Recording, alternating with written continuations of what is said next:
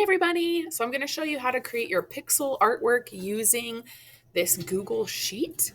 So you're going to go back to your plan and then you're going to work going across the top. So you can see here's my plan, and at the top corner I have 1, 2, 3, 4 yellow squares. So I need to start at the top corner and make 4 yellow squares.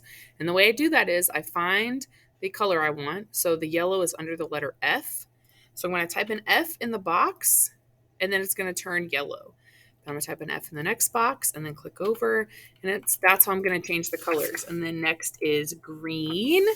So I'm going to find the green I want. I like the I, so I'm going to type I, and you're just going to fill in all of the grid using the letters. If you don't like the color, all you have to do is click on the box and delete the letter. You can do that up here, or you can just click backspace and that will delete the color. Stay inside of the black grid.